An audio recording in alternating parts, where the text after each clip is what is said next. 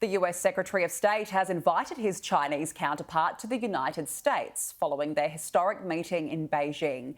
Antony Blinken and Qin Gang held what's set to have been candid and constructive talks aimed at de-escalating tensions. Asia correspondent Brent joins us live from Taipei. Brent, were there any major agreements made? Well, we're told there have been a few agreements, arguably none of them major, but of course the meeting itself is significant. Antony Blinken is the most senior Biden administration official to visit China, and he's the first Secretary of State to do so in 5 years. This was after his February trip was cancelled after suspected Chinese spy balloons were spotted over North America. He and Qin Gang met for around 5 hours yesterday afternoon and evening in Beijing. The Chinese side released a more detailed statement. Part of it reads, "China is committed to building a stable, predictable and constructive China-US relationship. It is hoped that the US side will have an objective and rational understanding of China, walk towards China, maintain the political foundation of China-US relations, and calmly, professionally and rationally handle unexpected incidents."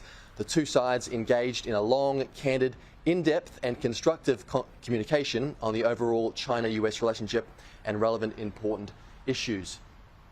Also, the pair agreed to promote more dialogue, maintain high-level political exchanges, expand cultural and educational exchanges, and Secretary Blinken invited their foreign minister to visit US at a mutually convenient time. Now, Blinken is scheduled to meet with China's top diplomat Wang Yi today. There is speculation he also may meet President Xi Jinping, who may be in a better position to make even more significant agreements, Danica. And Brent, obviously US-China relations, they're pretty bad at the moment. What are the main issues likely being discussed in Beijing? Well, there are many areas of disagreement between the sides. Taiwan is arguably the most pressing. The US is concerned about Chinese military activity near the self-ruled territory, which Beijing, of course, claims as its own. China's not happy with the billions of dollars worth of weapons the US is sending Taiwan. It is also expected there'll be discussion around sanctions, if there haven't already been discussions, particularly on computer chip-making businesses, as well as the respective concerns around both the United States and China's general military build-up in East Asia. Now, given the amount of grievances and the short length of Blinken's trip, most analysts aren't expecting major breakthroughs. The problem is, from the American side, they want stabilization. And what stabilization means is that you come up with agreed red lines, you come up with an agreed way of acting over differences. The problem is that the Chinese don't want stabilization because they rely on strategic and tactical surprise.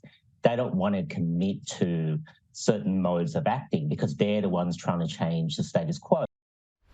Danica, before leaving for Beijing, Blinken stressed the need to improve communication to, as he says, reduce the risk of misinterpretation and miscalculation. Now, having such senior officials meeting face-to-face is evidence that communication is at least improving, Danica.